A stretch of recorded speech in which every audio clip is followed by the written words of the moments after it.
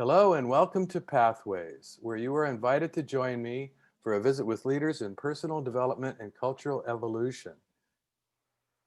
This is your host, Paul O'Brien. Do you know how to create a connection to your inner life, to heal from your past and fulfill your true potential for success and happiness? The Pathways author we're talking with today created the Neuro Trauma Healing Process after a 5-year stint of recovering from a well-meaning therapist who tried to force a childhood trauma out of him. The result of that search enabled him to find relief and get his life back. And as a result, he wrote a book, and we're going to talk to him about that today. Our guest is Dane Stevens, author of Reclaim Your Power to Create Your Best Life: How to Permanently Heal Unwanted Behaviors, Chronic Conditions, and Addictions. Dane is an author, speaker, and facilitator. He's the owner and director of An Extraordinary Life, a company that promotes healing, spiritual awareness, and self-empowerment. He is the developer of the Neuro Trauma Healing Process and the Soul Re-Cognition Process. These new healing modalities are obtaining profoundly positive results for people dealing with unwanted behaviors, chronic conditions, and addictive behaviors. Hello, Dane, and welcome to the Pathways Show. Thanks, Paul. Thanks for having me. Great to be here. Now, this is a book that introduces your neuro trauma healing process. Yes. Well, why don't we start by asking what that means? Okay. So neuro simply means brain. So trauma is the terminology for trauma, something stuck looping in your nervous system unprocessed. That's what happens. What's how a trauma is occurred. It keeps looping your nervous system trying to process itself. So the neuro trauma healing process allows us to literally unwind that, or in more of a psychological terminology, you unfreeze that. And when you can unfreeze it, you can then bring it into this present moment where it's not happening anymore. And in that, you can bring it to full resolution and healing. So the NTHP, Neuro Trauma Healing Process, is a process that ultimately gives you direct access to your subconscious mind in a safe and gentle manner, and allows you to bring the issue or issues or just a limiting belief, whatever it is, to resolution. I think it's fascinating. I think it's fascinating how you help people understand that when things come up, it's really just stuff that's not appropriate for this time frame. It's something that came out of the past. And I want to get into that later on in our discussion today. But before I go too deeply into it, tell us about the soul recognition process. So I didn't think that people could go or could be taken from dealing with a deep-seated trauma to what I'll call spiritual liberation in the same book. And in that, for that reason, I separated into two books and two processes, because the healing work in the Reclaim Your Power to Create Your Best Life book, the neurotrauma healing process is about dealing with the trauma, or trauma may not be the right word. It may not resonate with everybody, but we all just about everybody has something stuck looping in their nervous system. So some kind of unwanted behavior, chronic condition, addictive behavior, what have you. But when we heal that, I had no idea. I just wanted relief in my situation, but I had no idea that it would open us up to higher consciousness. And in that, it goes into full-on empowerment work, and you get great guidance. We have wisdom. We have no idea the wisdom that we have within us. And this gives us really direct access to that in an intimate way. Yeah, so I like the soul recognition goes into that. Okay. You write, quote, "Our pain and suffering has had purpose and is actually a portal to the higher consciousness within us," end quote. What happened to you that put your central nervous system into a tailspin, practically causing your life to fall apart, which serendipitously led to your discovery of NTHP? Yeah. It wasn't a fun road, but I am here now, and I really, I feel incredibly lucky and incredibly blessed to be where I'm at. So, but what happened originally is I went to a therapist healer. And I knew nothing of trauma at that time. I had a pattern in my life, in my relationships, where I would destroy them, end them, sabotage them, whatever. They would end prematurely, and I would seek intimacy elsewhere immediately. And it became such a clear pattern, it made me question whether I dealt with a childhood abuse issue. And I inside knew that I hadn't, so I went to deal with that. And I ended up getting referred to a healer slash therapist. And once again, I knew nothing of trauma at that time, and a little bit about energy, but not that much. And she asked me if I would like to go for a home run, which equated to forcing the trauma out, which I really didn't know or didn't understand. So I was really doing well in my life besides the relationships. So I said, absolutely, let's do it. And I had no idea what I was saying yes to. And when she did force that trauma out, I remember she had me twisted in different positions on the bed. And I came off that table, with jittery platelets, like with this fearful energy for no apparent reason. And I assumed it would pass. And it was just a passing, flighting thing, energy passing through or what have you. And it did not. I stayed with these feelings of instability, of fear inside of me, and the inside being the creator of the outside. My whole world started to fall apart around me. My whole world crumbled, and I went broke within 18 months. I kept seeing her, until I went broke, and she wouldn't see me after I went broke. I think more so because she didn't know what to do. She didn't know how to handle this, and I was just out of control. And I ended up being homeless within 3 years. I was. So how do you explain what happened? It's like, so you had serious trauma in your youth, sexual abuse, as you openly share it in the book, and that's serious stuff. So what happened? She brought that back to your awareness, but didn't help you resolve it? Well, see, that's the thing. That's where it didn't get brought into my awareness. Hmm. She forced the energy out, and therefore it wasn't in alignment with me. It was way too much, and it was just that fast. And she did say, she called it an energy circuit in my lower chakra, which made sense. And she said, when this breaks, stuff will happen. I was just okay. I was just really grounded in my spiritual practice, good practice of exercise and meditation and treatment. So I was feeling really good in my life. And I didn't think I could be thrown off, but it wasn't even on my radar because I had no idea what could happen. And it just all came out all at once. And it was like I was plugged into a 220 volt outlet and I couldn't handle the energy. So it was this fearful child that got released in me, which I didn't even really understand that, wasn't expecting that, and did not have the resources to deal with it. And obviously, neither did she. So, Yeah, it's like you write in the book, when the inner realization occurs that the past experience is not happening anymore, it ceases to operate within us at a subconscious level, and the outer negative pattern stops happening. And that's kind of a summary of your NHTP process, isn't it? And so let's talk about that. Let's talk about trauma first. You say the vast majority of people in the world today have a degree of what is termed trauma. What do we mean by that? So we all know big T traumas, where somebody has been had a trauma or been abused or been in some situation that's very big physically or emotionally, mentally, and they know that they have experienced a trauma, a car crash, experience of war, being abused in some big physical or emotional way. Those are big T traumas. The little t traumas are ones that we wouldn't maybe equate with trauma or wouldn't identify as a trauma. Something like neglect, where it appears like nothing happened. And that's exactly right. But if, as a young person, you got ignored, you created a belief about yourself, and your natural energy expression was skewed. It was altered in some way.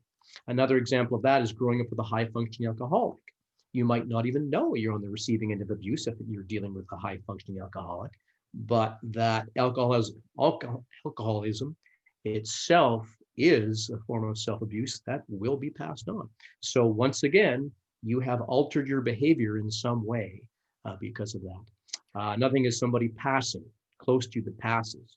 It could even be from natural causes, But if that person was significant to you, if you didn't know how to handle that person leaving, if you didn't have somebody to replace that person, you once again had to change your behavior in some way. So Yeah. there's so many ways that a trauma can happen, and it reveals itself as a negative pattern and unwanted behavior, chronic condition in your life. And Yeah. everybody has them. It's as if the inner child, which is a term that you use in the book a little bit, but not overly, but it's as if the inner child has something happen that it can't make sense of, Yep. and because it doesn't have the reasoning capacity to put it in perspective, and it doesn't know how to handle it, it's emotionally too much, and so that creates something. It's impossible for that child to process it. Usually the child comes up with some core belief that there's something wrong with, it must be me, Yeah. Yeah. Yeah. I'm not good enough, or I'm not worthy, or whatever. And so it gets stuck, and you say it loops in their nervous system, creating a negative pattern in their life. This looping phenomenon is very interesting to me.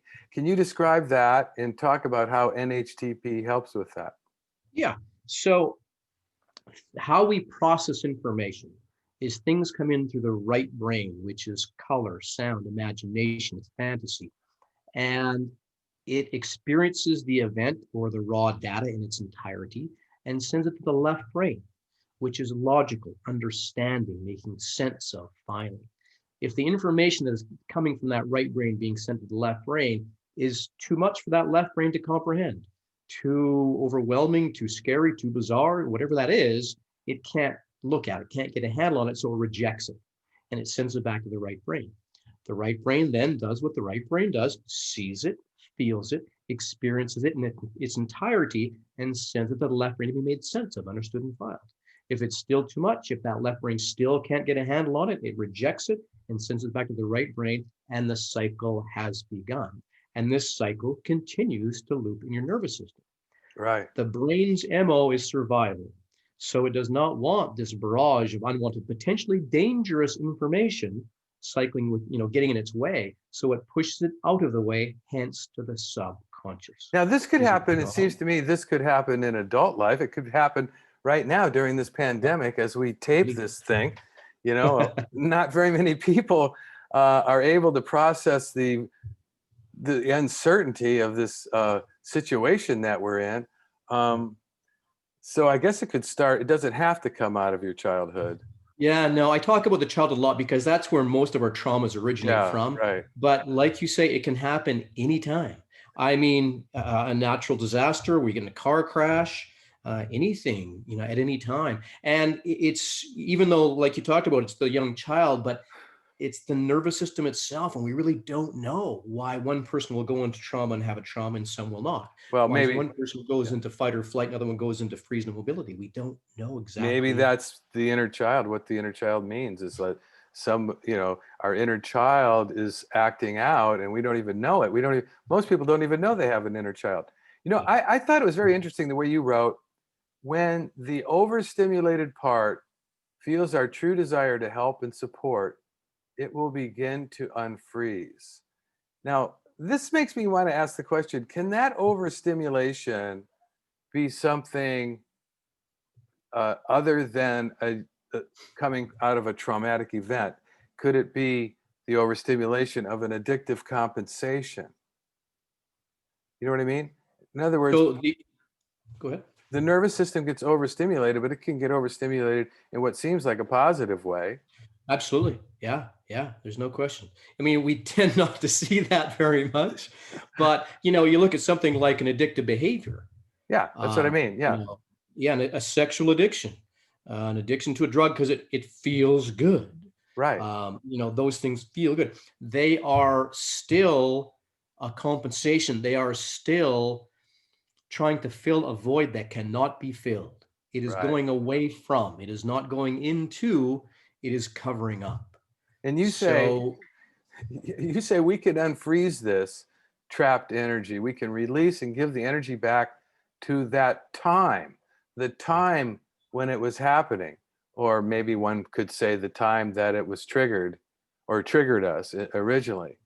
that is such an interesting concept. It's like we're talking about, operating in the present by letting the energy that's trapped in the past go back to the past. Yeah, yeah, because we've been That's carrying it around and it is not even relevant for what's going on now, as you mentioned earlier. so in your process, you have this thing called alternate handwriting. It's one of the I've heard of that before. I've played with that. I was in an inner child group 30 years ago, and we did some of that. But why don't you describe it for the audience, because it takes up a big part of your book. It seems to be a pretty important part of your process. Yeah, yeah. It's the foundation of it, and it's not new. Like you say, it's been around for probably 100 years, Hmm. maybe ever since writing, because it's just such an obvious thing. But it's never been developed, and that part has kind of blown me away because it does. How we process information to the left-right brain is we unwind it in exactly the opposite way, and this work is profound, and it's got nothing to do with me, but it just shows us how we work. It shows us how we process information and shows us that we have the ability to re-access that, to process the information consciously. And that's where we don't need to force anything out. That is going directly against alignment.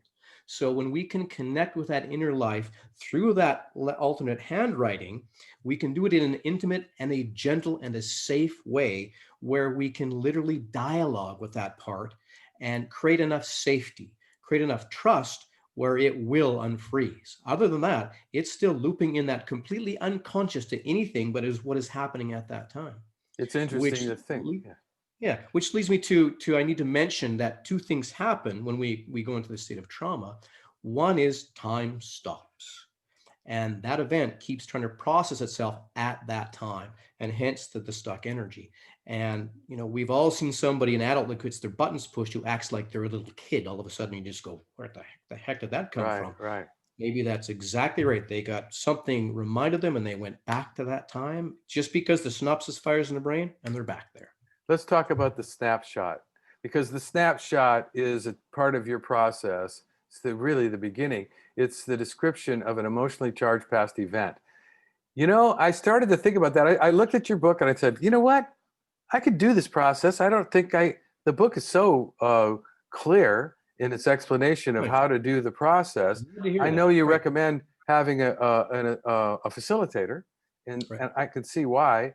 But Yeah. I started to think, okay, I'm going to write down some snapshots, and I didn't find it exactly that easy to come up with them. It's like a lot Right. of this stuff that's inside of us, we don't have a clear definition of it. Right. And the snapshot, the reason for the snapshot is that is what gives us access to the subconscious mind is emotion.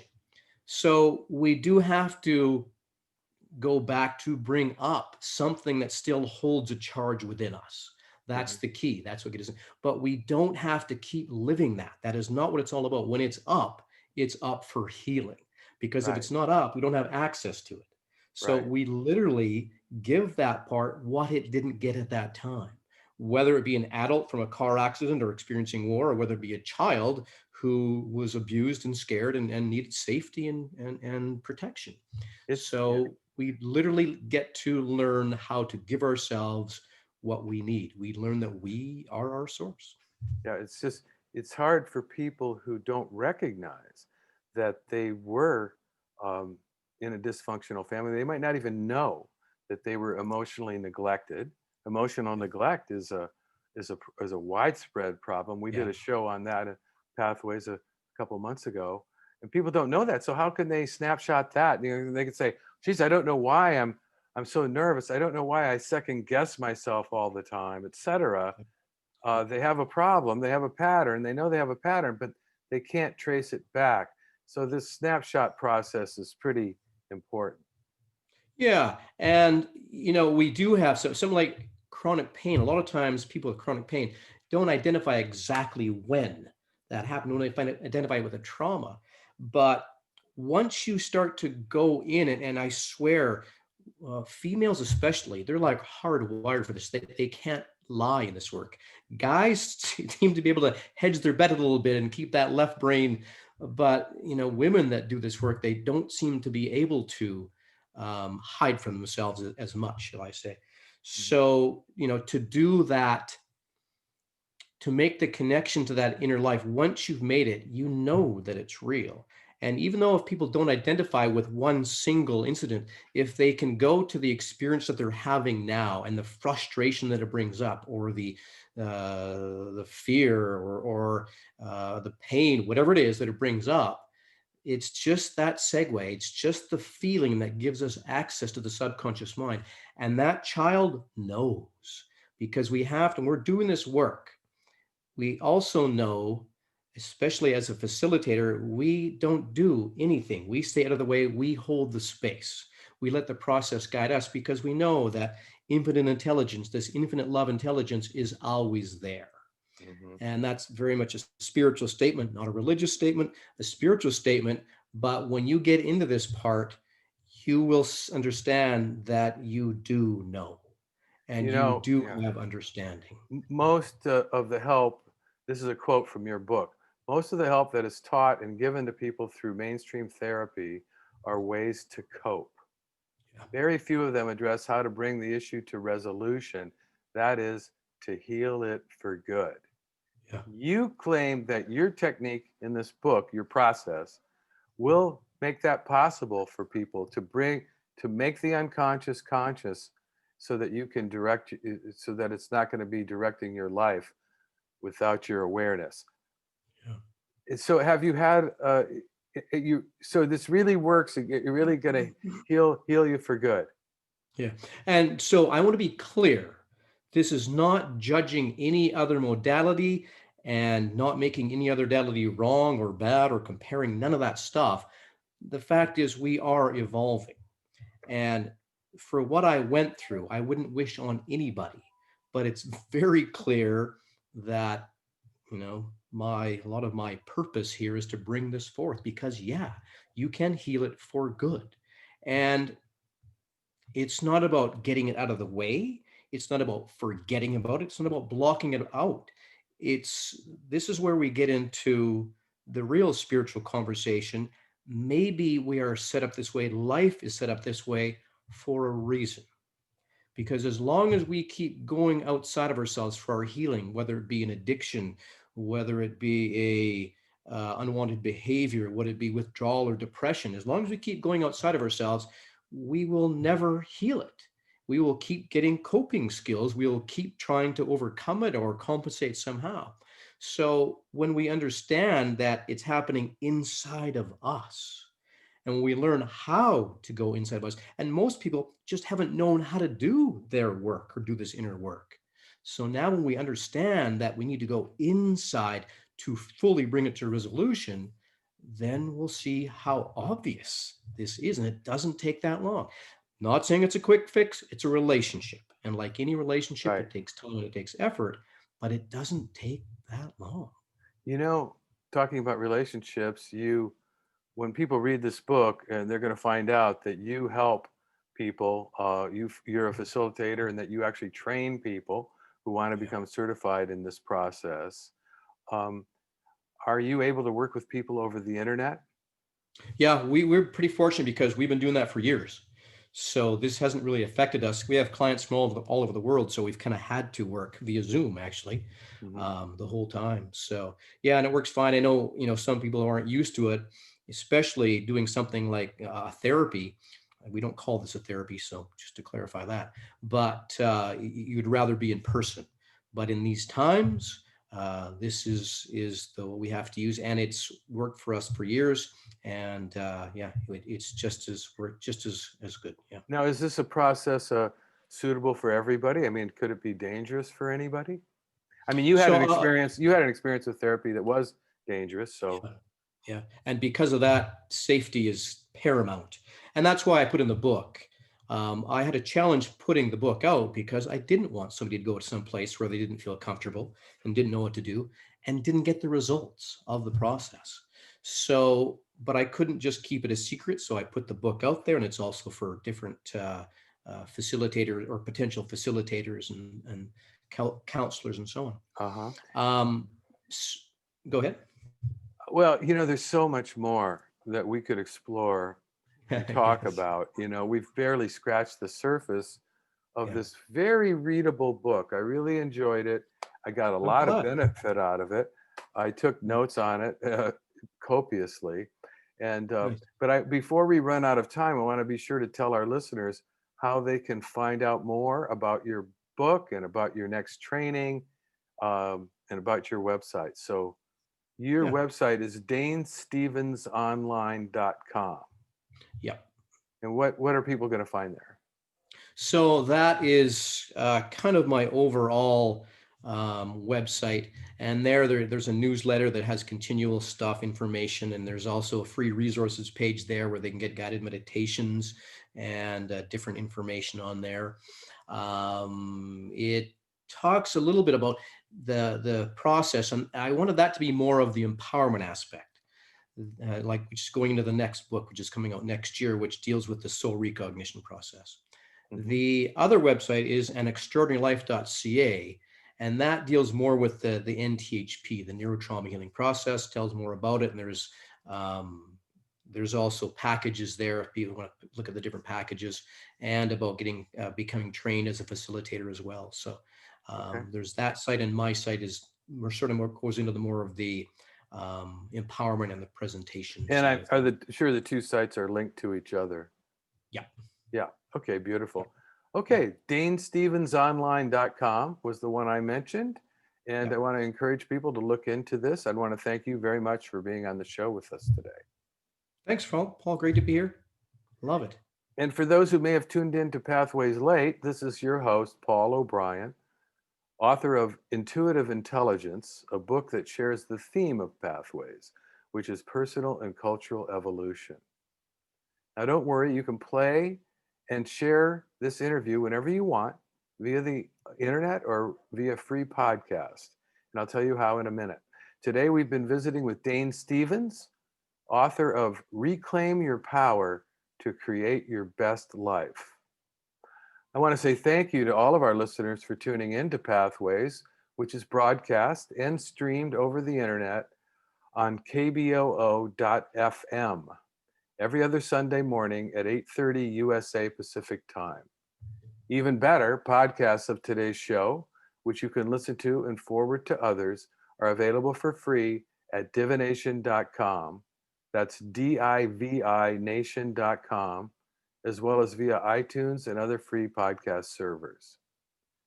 This is Paul O'Brien, reminding you to tell your friends about Pathways Radio and podcasts. And thanks again to Dane Stevens and to all of you Thank you. listeners for tuning in and being a part of the Pathways conversation.